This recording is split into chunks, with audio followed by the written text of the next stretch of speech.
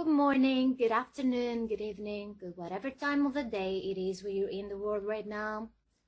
This is going to be a video for all the people who want to consume eggs on a daily basis. Yeah, but who do not wish simultaneously to use cooked oil or butter or use non-stick pans extensively on an everyday basis. So, for you guys, I think the most sustainable option long term would be to poach eggs or boil them.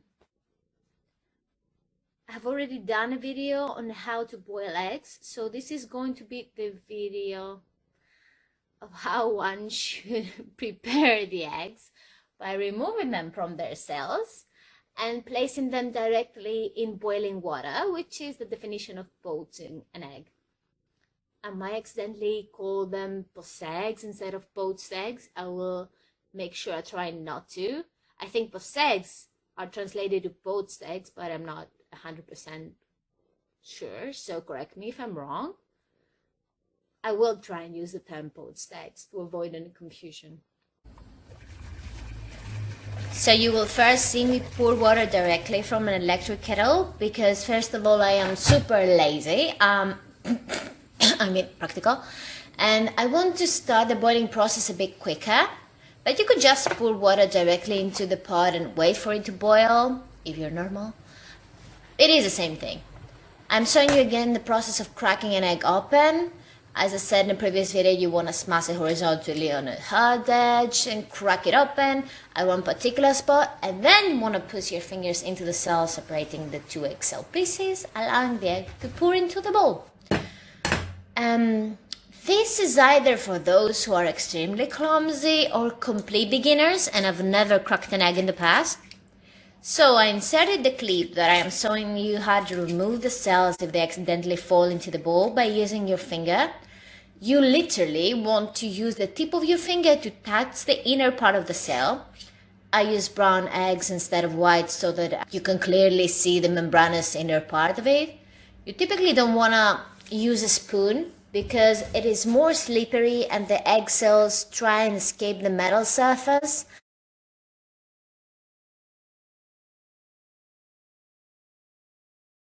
If you grab it with your finger, it just sticks on there. I will show you what would happen if you were to pull it with a spoon.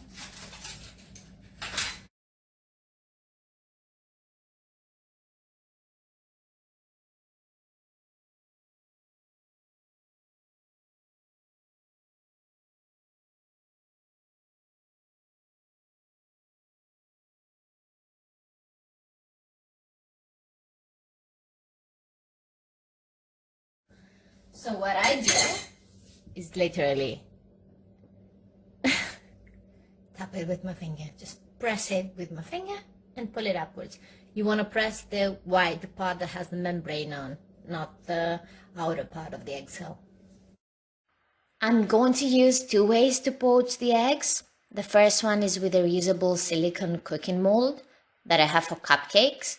I don't typically use this method, so I don't have a particular mold bought for this specific case. That said, the first option would be to place it with the spatula, as you see me do in the boiling water. You don't want obviously to touch the water in the pot, so my suggestion would be to use the spatula instead. You do not want to cover the surface of the mold with water because that would pretty much disturb the upper surface of the egg within the mold.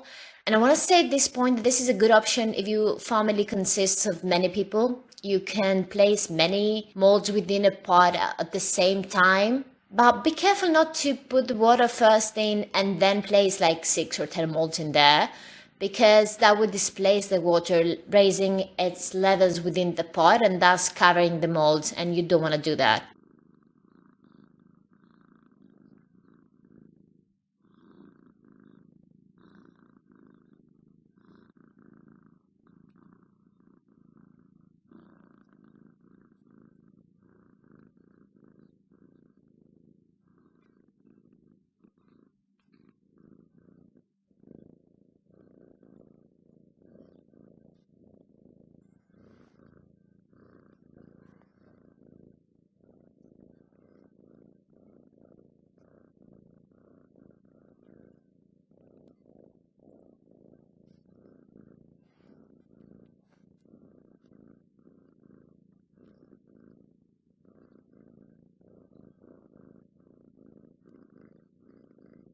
Now we'll proceed to the second way.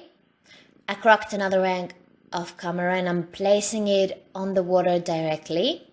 So there is no vinegar in the water and no stirring is involved in this process. It is extremely simple. You see, I'm just waiting for tiny bubbles to appear, which means that the water is about to boil, but it hasn't reached its boiling temperature yet. So it's not disruptive, because when the boiling starts, the egg will move towards various directions, which you do not want. You want the egg to hold a solid shape, as regular as possible. So you see the bubbles have now only started to appear, which is the cue for me to pour the egg from the bowl into the pot. Really, really slowly, as you see me do here. You don't want to drop it. Instead, it should have a shape similar to a fried egg, but because it is poured in boiling water, it is going to be similar to a poached egg in consistency. So it look more like a fried egg, but tastes more like a poached egg, if that makes any sense. And I'm pretty sure it doesn't. You want to cover the pot with a lid, as this will create steam, and you need the steam since you want the eggs to cook evenly. I have noticed that with the mold, the lower surface of the egg, the one that touches the bottom of the pot, typically cooks a bit more than the upper surface, but again, it is a minor issue. So if you're somebody who enjoys eating eggs every single day in a couple of your meals, you could just use that method instead of using plastic wrap. I say this because a lot of people suggest that you try and poach eggs if you're a beginner by placing them in a cling film, food wrap, saran wrap, whatever you want to call it. I mean the thin plastic film that is used to seal bowls or wrap sandwiches and leftover food or whatever the heck you decide to do with it. But since I am against the use of things that are thrown away, polluting the environment, because in case you didn't know, plastic food wrap is not recyclable in the normal, locally available to you recycle bins. I think it clogs the machines in the recycling factories or something like that. I'm not an expert on the matter, so I shall not share any more of my thoughts on it. Except, I have to tell this. I will tell you that it has toxic chemicals for both you and the planet. And as if that wasn't enough, it takes longer time for it to decompose than I am expected to be alive. So yeah, the thought of stuff I consume outliving me scares the living crap out of me. Anyhow, I will stop now. I think. I'm not sure, but I think I should stop. Yeah. So, I will use a cooking mold instead as an alternative to the madness that is plastic waste. It does the exact same thing. So if you were to poach eggs every day but you don't want to go through the trouble of stirring in the water and pollute the planet, you could just do what I'm doing. And bonus point, if you find a mold that is cute like a teddy bear or a heart or whatever kids like, I'm not sure, you could just pour the egg in that mold and you could serve them a really healthy breakfast or light dinner that looks appetizing to them.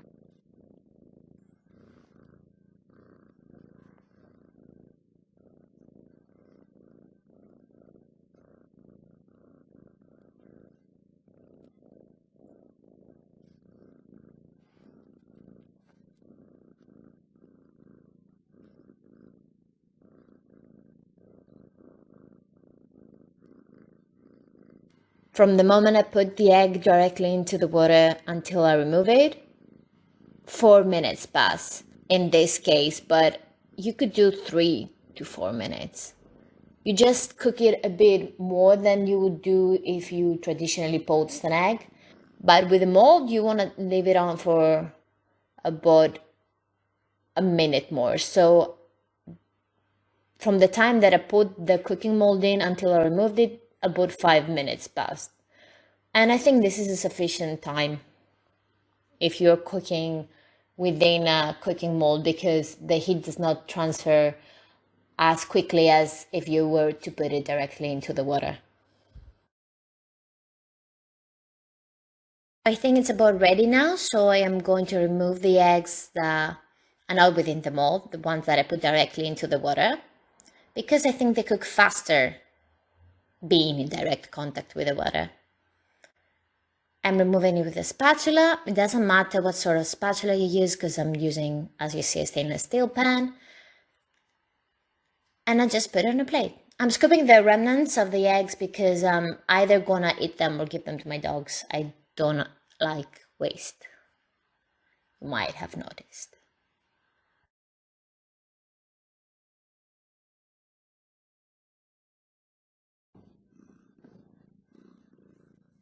This is the result from the cooking mold option. So I'm removing it carefully with the spatula to show you that it's still a bit undercooked for my taste. I'm just gonna cover it and leave it for a bit longer. And again, you don't want to get salmonella. It is something that hurts body and soul. I remember our poor grandmothers, they didn't know obviously, but they used to give us raw eggs because that was supposedly good for your health. And we used to get salmonella often. And I do not recommend you get it. I think it's horrible.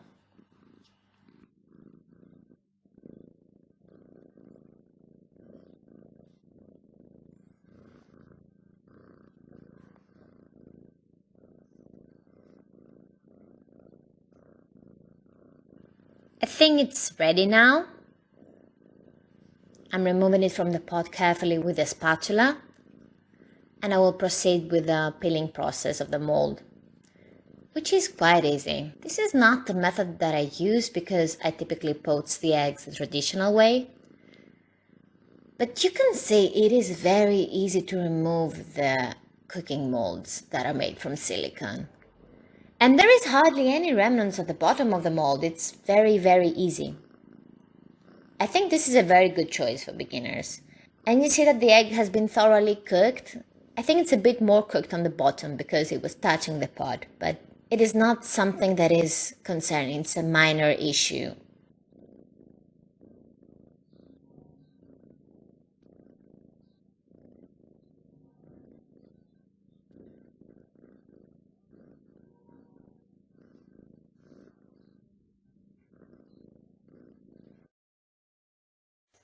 So let's now move along to the classic poaching method.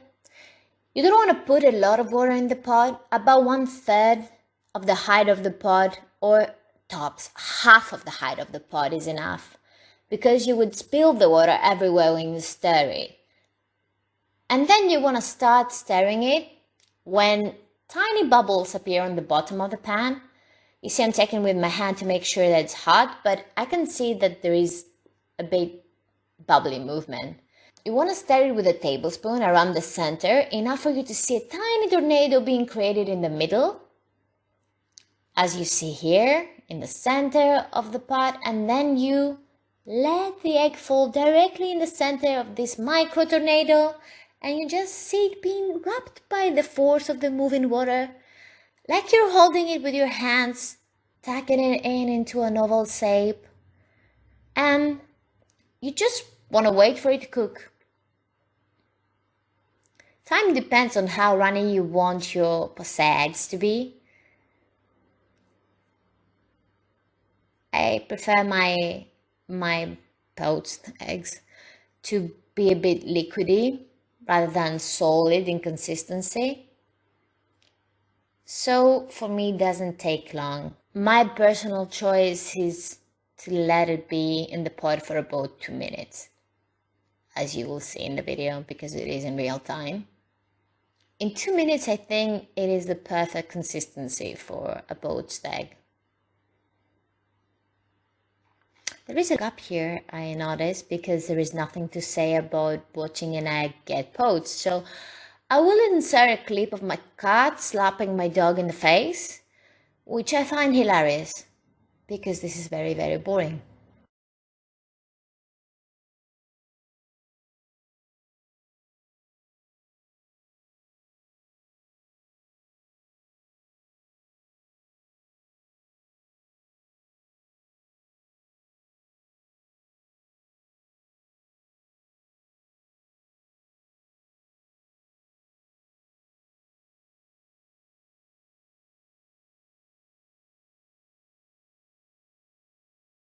You can see I'm removing the tiny remnants that were around the egg.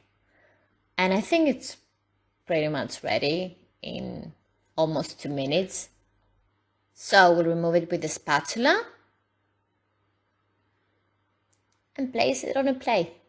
It's as simple as that. Now, a lot of people claim that you should use vinegar to make the perfect poached eggs, but I've never tried this, to be honest. I don't know if I feel comfortable throwing away vinegar every time I'm poaching eggs, because that is an often occasion in my house. Because, the water that I use to boil something or to cook pasta or whatever, I just let it cool down and I use it to water my plants. Especially the remnants of eggs within the water is actually very beneficial for most plants' health, because eggs and the cells of the eggs release calcium into the plants, which helps them in many ways. So you could just pour it into your plants and use it there when it cools down, obviously. But with vinegar, I wouldn't suggest you do that. It is not very beneficial for most plants. On the contrary, it could be very, very damaging. So I could only use the water if I put vinegar in it. I would just throw it away, which is the very reason why I've never attempted it. Also, I have eaten a poached egg once in a brunch place, and I could smell the damn vinegar from afar. So yeah, I am not a big fan of the idea of putting vinegar in the water to help the poaching process.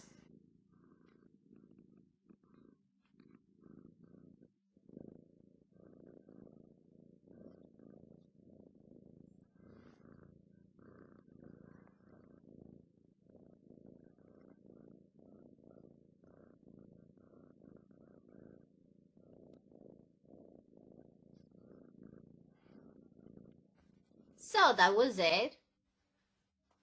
Well, again, it's my hair.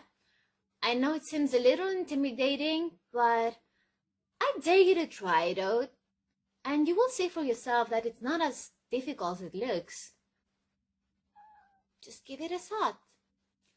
Have a good rest of your day. Until next time, bye.